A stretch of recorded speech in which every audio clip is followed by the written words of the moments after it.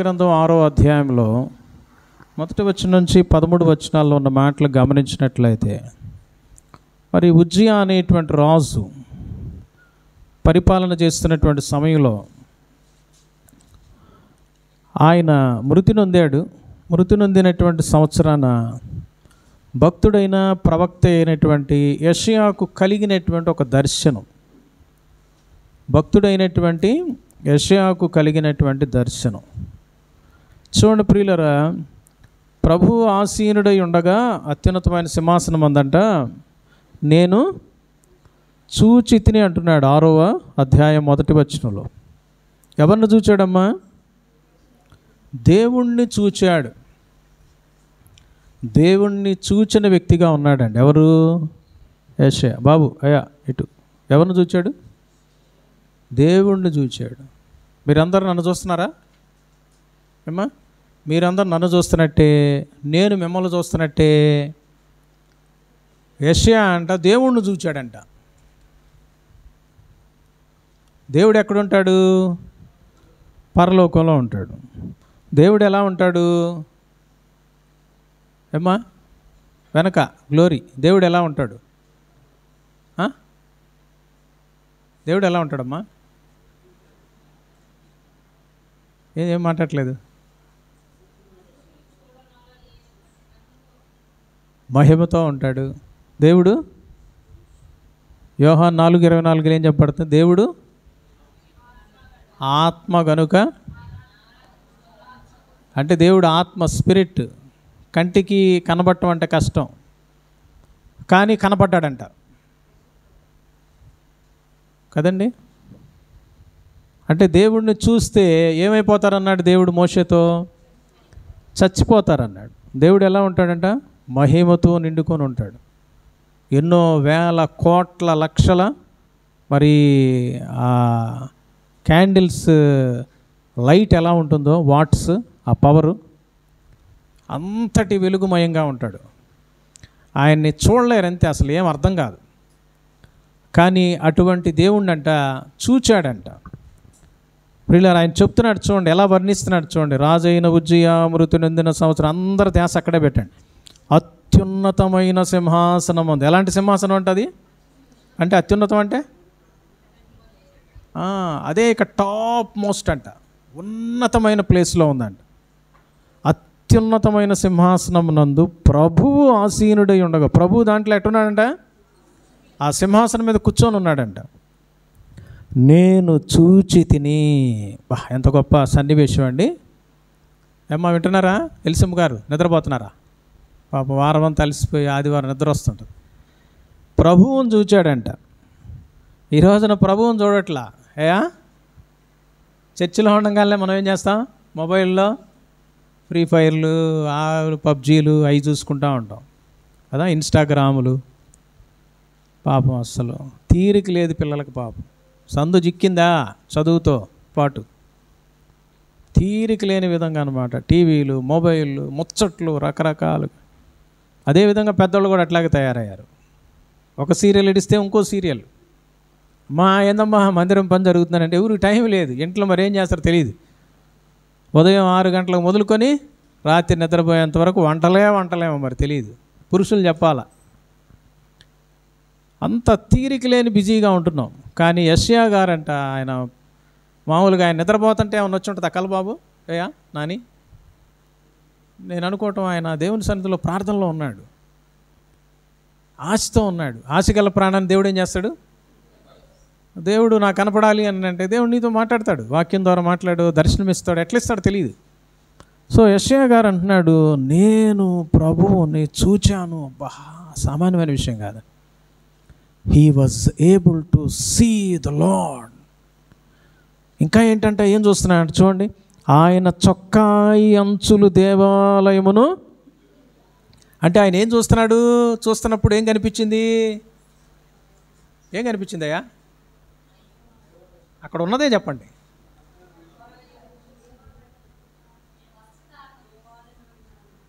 అంటే ఏమేమి ఉన్నాయమ్మా? ప్రభువు కనిపిస్తున్నాడు. ఏమ్మా స్వప్న వింటున్నావా? ప్రభువు కనిపిస్తున్నాడు. ప్రభువు చొక్కా ఈ అంచులంట బాగా పొడవుగా ఉన్నాయంట. ఇక్కడ టైలర్ మాస్టర్లు బోల్డ్ మంది ఉన్నారు ఇక్కడ మనలో. ఆ చొక్కా ఈ అంచులంట ఎక్కడ దాకా ఉన్నాయంట? దేవాలయాన్ని నిండుకొన్నాయంట. అంటే ప్రభు ఎక్కడున్నాడు? దేవాలయంలో ఉన్నాడు. అది పరలోకపు దేవాలయం ఏమో తెలీదు. దేవాలయంలో ఎక్కడున్నాడంట? అత్యున్నతమైనటువంటి సింహాసనం మీద కూర్చొని దేవాలయంలో. అంటే ఆ దేవాలయం కూడా అత్యున్నతమైన ప్లేస్లో ఉంది. ఆ సింహాసనం కూడా మరి ఆ దేవాలయంలో ఉంది. ప్రియులరా, అంటే ఇక్కడ ఉన్నటువంటి యెషయా అనేటువంటి భక్తునికి ప్రభువు కనిపిస్తున్నాడు. ప్రభువు యొక్క దేవాలయం కనిపిస్తూ ఉంది. ఆయన ఉన్నటువంటి దేవాలయం. ఆయన చొక్కా ఈ అంచులు కూడా గమనిస్తున్నాడు. ఆయన షర్ట్ గమనిస్తూ ఉన్నాడు. చూడండి ఇంకా ఏమేమి చూస్తున్నాడు ప్రియులారా.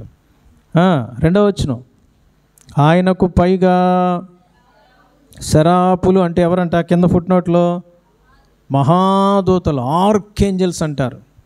మహాదూతలు అన్నమాట. దూతలందరికంటే వాళ్ళు టాప్ మోస్ట్లో ఉండేవాళ్ళు. ఈ యొక్క మహాదూతలు శరాపులంట నిలిచి ఉండిరి, ఆయనకు పైగా ఉన్నారంట. ఆయన ఇలా కూర్చొని ఉంటే అటువైపు ఇటువైపు అట్లా ఉన్నారంట ఆయన ఆవరించి. చూడండి, అంటే ఏం చూస్తున్నారు? ఈయన ప్రభువునే కాదు, దేవాలయాన్నే కాదు, ఆయన చొక్కా అంచులే కాదు, ఇంకా ఏం చూస్తున్నాడు బాబు? దేవదూతలను కూడా చూస్తున్నాడు. ఆ వాక్యమే చెప్తున్నా నేను, ఎక్కడో ఆలోచించబాకండి. శరాపులను చూస్తున్నాడు. తర్వాత ఇంకా ఏం గమనిస్తున్నాడు? ఆ దేవదూతలు ఎలా ఉన్నారో డిస్క్రిప్షన్ ఇస్తున్నాడు. చూడండి ప్రియులారా, అంటే ఎంత క్లారిటీ ఉందో చూడండి. ఆయన విజన్, ఆయన కనిపించేది అర్థమైందండి. ఒక్కొక్కరికి 6 రెక్కలు ఆయన కనిపిస్తూ ఉన్నాయి.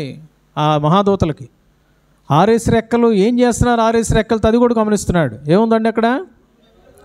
ప్రతివాడు 2 రెక్కలతో తన ముఖాన్ని, 2తో తన కాళ్ళను కొనుచు, 2తో ఏం చేస్తున్నారంట? అబ్బా, పరలోకంలో దేవుని యొక్క మహాసింహాసనం మీద దేవుడు ఆసీనుడై ఉండగా ఆయన చుట్టూ ఆవరించి ఉన్న మహాదూతలు 6 రెక్కలు కలిగి 2తో తమ కళ్ళతో ఎందుకు కప్పుకుంటా ఉన్నారండి? ఆయన మహిమను చూడలేకపోతున్నారండి కదా బాబు. అయ్యా పేపర్ల తర్వాత చుట్టుకో. ఆయన మహిమను చూడలేకపోతున్నాం. 2తో తమ శరీరాన్ని కప్పుకుంటున్నారంట. అంటే తమ శరీరం కూడా, పరలోకంలో ఉండే దేవదూతలు అక్కడ అసలు నిలబడలేకపోతున్నారు. 2తో విహరిస్తున్నారంట, ఎగురుతున్నారంట. ఈ దృశ్యాన్ని చూస్తున్నాడు. అంతటితో ఆగాడా? ఇంకా ఏం కనపడుతుందో చూద్దాం. 3వ వచనం, వారంటే ఆ మహాదూతలు, సైన్యములకు అధిపతియగు యెహోవా పరిశుద్ధుడు పరిశుద్ధుడు పరిశుద్ధుడు, సర్వలోకము ఆయన మహిమతో నిండి ఉన్నది అని గొప్ప స్వరంతో గాన ప్రతిగానములు. దేవుని మందిరంలో పాట పాడమంటే పాడలేరు. అందరం కలిసి పాడుకుందామంటే చప్పట్లు కొట్టరు, నోరు తెరవరు కదండి. వాక్యం చదవండి, నేను ఒక వాక్యం చదువుతూ ఇంకో వాక్యం అంటే ఇక్కడున్న మగపిల్లలు చాలామంది గమ్ముగా కళ్ళప్పుకి చూస్తూ ఉన్నారు. నోరు అంటే మాకు నోరు లేదు, మేము మోగళ్ళం. ఎందుకో తెలియదు, నోరు ఉచ్చరించరా? ఎవరైనా ఏదైనా మాట్లాడితే ఆన్సర్ ఇవ్వరా? ఫోనుల్లో గంటలు మాట్లాడతారే. ఏమండి, ఎవరన్నా ఫోన్ చేస్తే మేము మోగళ్ళం అన్నట్టు అంటారా? పెట్టేస్తారా ఫోను? దేవుని వాక్యాన్ని చదవండి అని అంటే చదవలేకపోతున్నాం. సిగ్గుచేటు కదా అది. కానీ ఇక్కడ మహాదూతలు పరలోకంలో సింహాసనం ఎదుట, దేవుని ఎదుట, ఆ దేవాలయంలో ఏమండి 2 రెక్కలతో విహరిస్తూ ఏం చేస్తూ ఉన్నారు? దేవుణ్ణి ఆరాధన చేస్తున్నారు. ఏమని? పరిశుద్ధుడు పరిశుద్ధుడు పరిశుద్ధుడు. ఇంకా వేరే మాట లేదంట. అంతేకాకుండా చూడండి ప్రియులారా, ఎలా ఆరాధన చేస్తున్నారు తెలుసా? ఏమ్మా మీరు చెప్తారా? 3వ వచనంలో ఎలా ఆరాధన చేస్తున్నారు? గొప్ప స్వరం. ఇప్పుడు వచ్చాడు మైండ్లోకి. ఏందయ్యా? ఇప్పుడే నిద్ర మేలుకున్నాడు ఆయన. గొప్ప స్వరం, మామూలు స్వరం కాదంట అది. మన స్వరాలు అయితే పీలబోతూ ఉంటాయి. అని పరలోకంలో ఏమండి, దేవుడు ఆత్మదేవుడు కదా, మేము ఊరక మనసులో అట్ట అనుకుంటే వినపడుతుందిలే అని ఏమన్నా గమ్ముకున్నాడమ్మా గ్లోరీ? ఏం చేయాలి? అనుకుంటే కూడా అరవాల, ప్రభువుని స్తుతించాలి, ఆరాధన చేయాలి, గొప్ప శబ్దంతో కేకలేయాలి, ప్రభువును కనపరచాలి. ప్రియులరా గొప్ప స్వరంతోనంట, మామూలు స్వరం కాదంట అది. అంటే గొప్పగా ఆరాధిస్తున్నారు, గొప్పగా మహిమ చేస్తున్నారు ప్రభువుని. గొప్పగా నువ్వు ప్రభువుని ఆరాధించాలంటే దేవునికి నువ్వు ఏమండి గొప్ప స్థానం ఇవ్వాలి. 9:30కి ఆరాధన అంటే 10:30, 11ంటికి రావటం కాదు. దేవుడికి గొప్ప స్థానం ఇవ్వాలా. సీఎం జగన్ వచ్చాడనంటే ఆయన వచ్చిన గంటకు పోతావా తీరిగ్గా స్టైల్గా? ఏమండి ఉద్యోగాలకి ఏమ్మా 10:30కి 12ంటికి పోతారా? అంటే దేవుణ్ణి నువ్వు గొప్ప చేయట్లా, నిన్ను నువ్వు గొప్ప చేసుకుంటున్నావు. నా పనులు నా ఇష్టం, మీరు పోయేవాళ్ళు బండి, మీరందరూ పని పాట లేనోళ్ళు, నాకు అన్ని పనులను అన్నీ చేసుకొని వస్తా అనుకుంటున్నారా? ఆలోచన చేయండి ప్రియులారా. మహాదూతలు ప్రభువుని ఏం చేస్తున్నారండి? గొప్ప స్వరంతో, మామూలు స్వరం కాదంట, గొప్ప స్వరంతో నోరు గొంతెత్తి ప్రభువుని ఆరాధిస్తున్నారు. అయ్యా వింటున్నావా బాబు? గొప్ప స్వరంతో ఏం చేయాలా? ప్రభువుని వచ్చా, మాటలొచ్చా నీకు? ఏం శబ్దం అంటున్నావేంటి? ప్రియులారా గాన ప్రతిగానాలంట. ఏంటంట? గాన ప్రతిగానాలంటే డ్యూయట్ సాంగ్స్ పాడుతున్నారంట కదా. ఒక దూత పరిశుద్ధుడనంటే ఇంకో దూత పరిశుద్ధుడయా అంటున్నారు. అట్లా ఒకళ్ళకొకళ్ళు ఎదురెదురుకు చెప్పుకుంటున్నారంట. దేవుణ్ణి అంతగా ఆరాధిస్తున్నారు.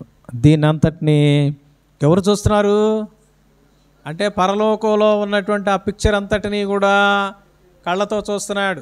కూర్చొని ఇంట్లో కూర్చొని సినిమాలు చూడట్లా, ఇంట్లో కూర్చొని ఫైటింగ్లు చూడట్లా, ఇంట్లో కూర్చొని ఏదో ఆటలు పాటలు ఇవన్నీ చూడట్లా. ఆయన చూస్తుంటే పరలోకంలో జరిగేటువంటి సన్నివేశం దేవుడు తన ముందుకు తీసుకొని వచ్చాడు.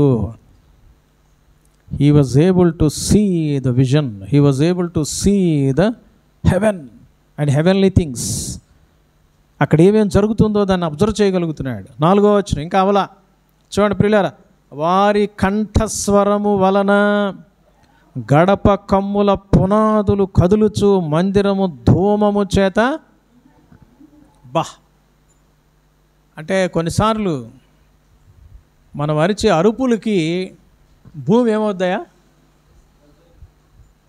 ఈ స్థలాన్ని ఆరాధన జరిపించుకోవాలి సార్, చర్చి కడుతున్నాం అని అశోక్ గారు అడిగితే, అశోక్ గారు ఇంజనీర్, ఆయన ఏమన్నాడు తెలుసా? సార్ మీరు పెద్ద పెద్దగా కేకలేరు కదా అన్నాడు.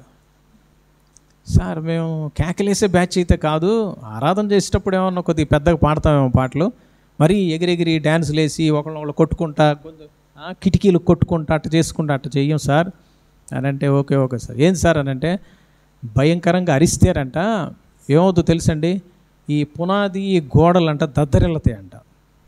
ఆ విధంగా కొంతకాలం ఆ విధంగా చేస్తే ఈ యొక్క బిల్డింగ్ యొక్క లైఫ్ అంట తగ్గిపోద్దంట, తొందరలోనే పడిపోవటానికి అవకాశాలు వీక్ అయిపోతాయండి. సో ప్రియులారా అందుకనే దానికి ఉదాహరణ ఇక్కడ చెప్పబడతాం. ఈవెన్ ఎరికో పట్టణం దగ్గర కూడా దేవుడు ఏం చెప్పాడు? చుట్టూ మీరు తిరుగుతా ఏం చేయమన్నాడమ్మా? 7 దినాలు మీరు ప్రదక్షిణం చేస్తూ ప్రభువుని ఆరాధించండి అన్నాడు.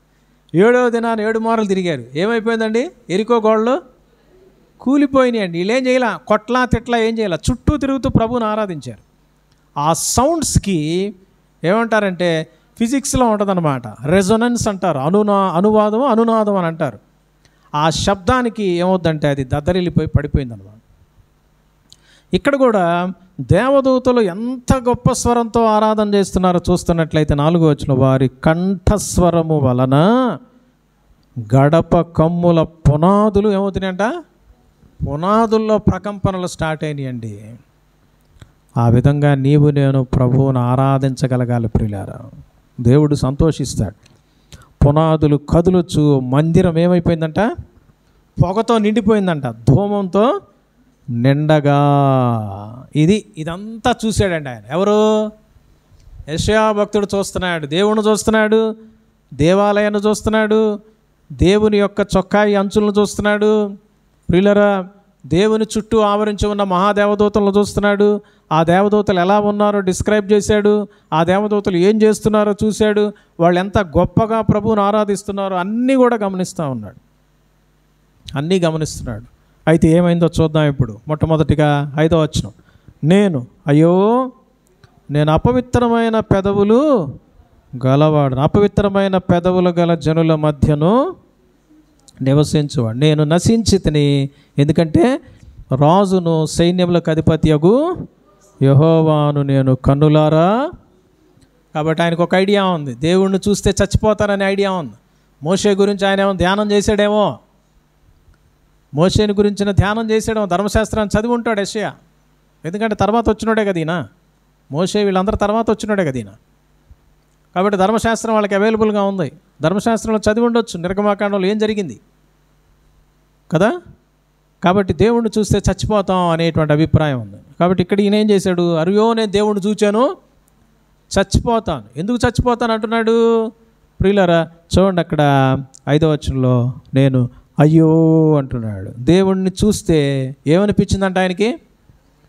బా సూపర్ ఉంది ఈ పిక్చర్ అని అంటలా, అయ్యో అంటున్నాడు, అయ్యో అంటున్నాడు. ఇంకా ఏమంటున్నాడు? నేను ప్రియులారా తన పెదవులు అపవిత్రమైనవి అనే అవగాహనలోకి వచ్చేసాడు. ఇంకోటి అంటున్నాడు, అపవిత్రమైన పెదవులు గల జనుల మధ్య నివసిస్తున్నా నేను అనే అవగాహనలో కూడా వచ్చేసాడు. అంటే తన చుట్టూ ఉండేటువంటి వారందరి యొక్క పాప జీవితం ఒక్కసారి ఆయనకు జ్ఞాపకం వచ్చింది. He was able to recognize his and the people around him their sins were reminded. అవన్నీ కూడా రిమైండ్ చేయబడ్డాయి. ప్రియులారా ఒక్కసారి మనం చర్చికి వచ్చే ముందు అంతా రెడీ అయిన తర్వాత ఏం చేస్తామంటే ఒకసారి ఎక్కడికి వెళ్తామమ్మా? అద్దం ముందుకు వెళ్తాం. అద్దం ముందుకు వెళ్ళగానే ఏమైందమ్మా?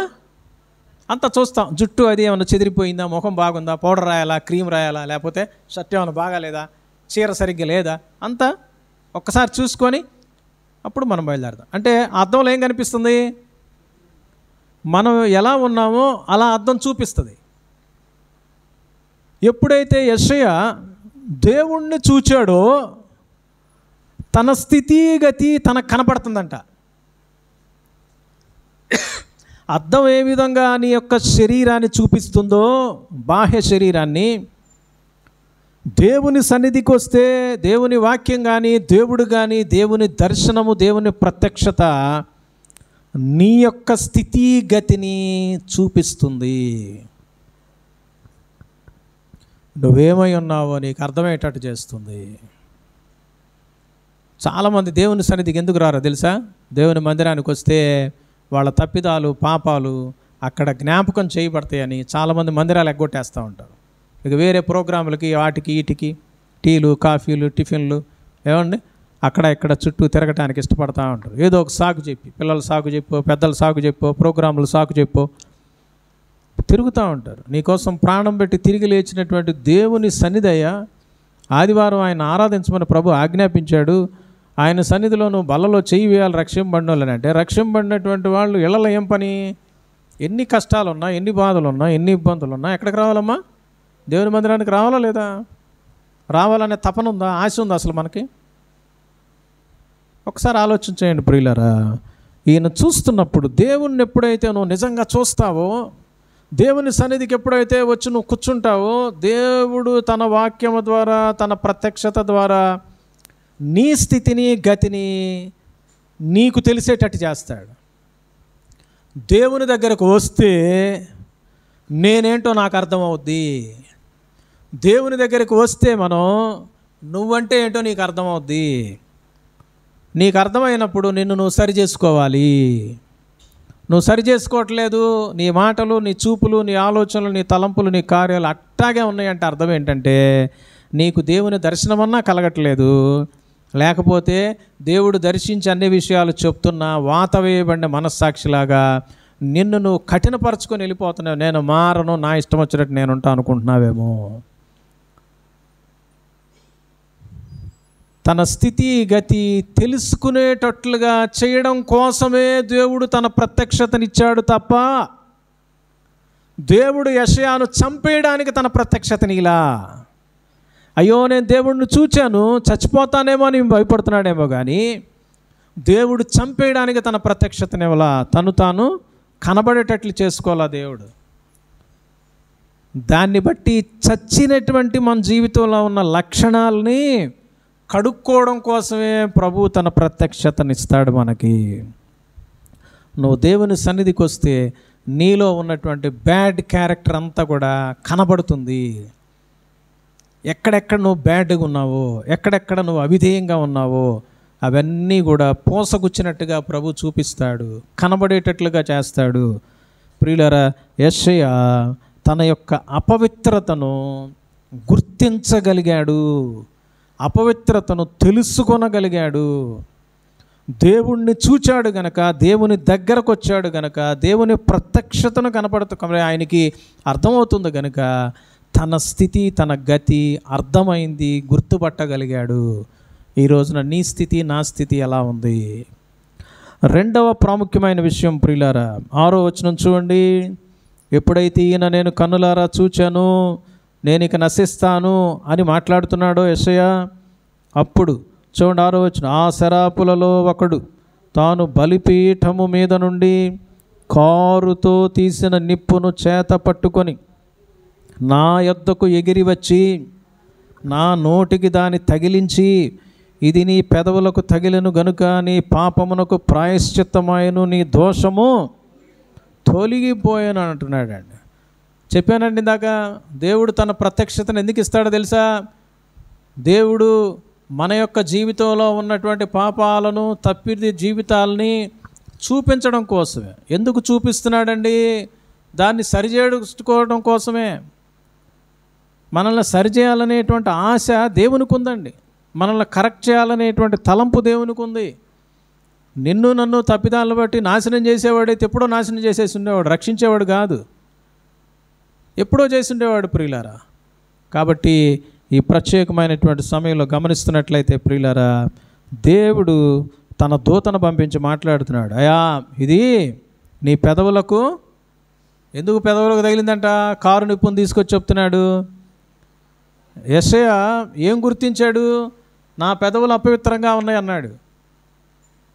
నా చుట్టూ ఉండే ప్రజలు కూడా అపవిత్రంగా ఉన్నారు, అపవిత్రమైన మాటలు మాట్లాడుతున్నారు అన్నాడు.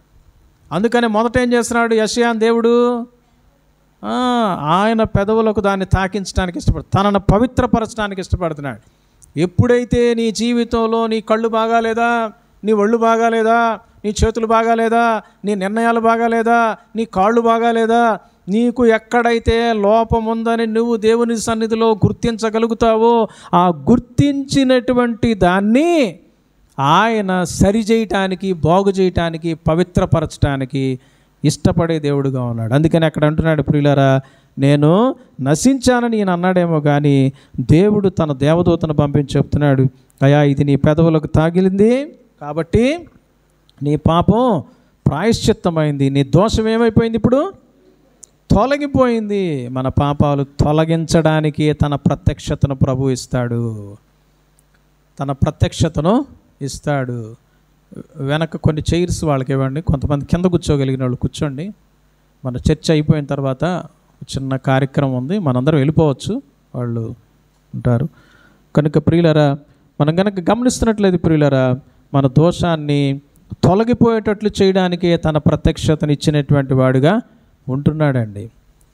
తర్వాత మనం 3వ విషయాన్ని చూసి మనం ముగిస్తాం ప్రియులారా. చూడండి 8వ వచనాన్ని గమనిస్తున్నట్లయితే చూడండమ్మా, అప్పుడు నేను ఎవని పంపెదను, మా నిమిత్తం ఎవడు పోవునని ప్రభువు సెలవీయగా వింటిని, అంతటా నేను చిత్తగించము, నేనున్నాను, నన్ను పంపుమనగా. ప్రియులరా, ప్రజలందరి పరిస్థితి బాగాలా? ప్రజలందరికీ కూడా దేవుని మాటలు తెలియపరచాలి, వారి జీవితాలను సరిచేయాలి, వారి జీవితాల్లో ఉన్నటువంటి పాపపు అలవాట్లను తొలగించడానికి దేవుని మాటలు తెలియపరచాలనే దేవుని యొక్క ఉద్దేశం. అందుకని మొదటగా దేవుడు ఏం చేస్తున్నాడు? యెషయా భక్తుని యొక్క జీవితాన్ని సరిచేస్తున్నాడు. యెషయా భక్తునికి ప్రత్యక్షతనిచ్చాడు, దేవుణ్ణి చూడగలిగాడు. చూచిన వెంటనే తన పాపం జ్ఞాపకం వచ్చింది. పాపాన్ని ఎందుకు జ్ఞాపకం చేశాడు? పాపాన్ని పోగొట్టడానికే, ప్రాయశ్చిత్తం చేయడానికే. 3వదిగా ఇక్కడ తెలియపరచబడతా ఉంది. దేవుని ఉద్దేశం ఏంటో తెలుసండి? దేవుడు తన ప్రత్యక్షతను ఇవ్వడంలో గల ఉద్దేశాలు మనం చూస్తున్నాం. 3వది చివరిది ఏంటి అన్నట్లయితే, దేవుడు తన పని నిమిత్తమై మరి యెషయాను పంపించడానికి ఇష్టపడుతున్నాడు. తన పని నిమిత్తమై యెషయాను వాడుకోవడానికి ఇష్టపడుతున్నాడు. అందుకనే ప్రభు దగ్గర నుంచి స్వరం వచ్చింది, మా నిమిత్తమై ఎవరు పోతారు, ఎవరిని పంపాలి నేను, మా నిమిత్తం ఎవడు పోవునని ప్రభు సెలవీయగా వింటిని. ఎవరు విన్నారండి? పాపాలు తొలగింపబడినటువంటి, ప్రాయశ్చిత్తం చేయబడినటువంటి, పవిత్రుడుగా మారినటువంటి యెషయా ఇప్పుడు దేవుని స్వరాన్ని క్లారిటీగా వింటున్నాడు. దేవుని యొక్క ప్రణాళికను ఆయన వింటున్నాడు. దేవుని యొక్క పనిని గురించి ఆయన వింటున్నాడు. మా నిమిత్తం ఎవరు పోతారు అని అడిగినప్పుడు దేవుడు ఆ మాటలు విన్నాడు. విని ఊరకున్నాడా? ఈ రోజున దేవుని మాటలు వింటున్నటువంటి మనం విని ఊరుకుంటున్నామా? విని దానికోసం ప్రభువా నేనున్నానని చెప్పగలుగుతున్నామా? ఈ రోజున దేవుని పిలుపు నీకు నాకు మనందరికీ కూడా ప్రియులారా. అందుకే ఆయన తన మందిరం ద్వారా, తన ప్రత్యక్షత ద్వారా తన వాక్యాన్ని మనకిస్తున్నాడు. దేవుడు ఆ మాట అడిగినప్పుడు వెంటనే యెషయా అంటున్నాడు, ప్రభువా చిత్తగించుము, నేనున్నాను, నన్ను పంపుము, నన్ను పంపు, నీ పని కోసమై నన్ను పంపు. ప్రజలు నశించిపోతున్నారు, నువ్వేం చెప్పమంటున్నావు అది నేను పోయి చెప్తా. ప్రజలు నశించిపోతున్నారు, యేసయ్యని గురించిన సువార్త నేను పోయి ప్రజలకు చెప్తా. పాపాలు చేస్తూ చేస్తూ నశించిపోతే, చనిపోతే నరకానికి వెళ్ళిపోతారు. వారిని రక్షించడానికి నువ్వు ఈ లోకానికి వచ్చావనేటువంటి సత్యాన్ని నేను పోయి చెప్తాను ప్రభువా అని నీవు నేను నిలబడటానికి సిద్ధమేనా? ప్రియులారా, ఈ రోజున ప్రభు యొక్క పిలుపు మన దగ్గరకు రావడం కోసమే తన ప్రత్యక్షతను ప్రభు ఇచ్చాడు యెషయాకి. ఈరోజు వాక్యాన్ని వింటున్నటువంటి మనందరం కూడా మన ముందు దేవుడు ఈ మాటలను ఎందుకు ప్రత్యక్షపరిచాడు, ఎందుకు మన ముందు కనబడేటట్టు చేశాడు, వినబడేటట్టు చేశాడు అన్నట్లయితే మనలను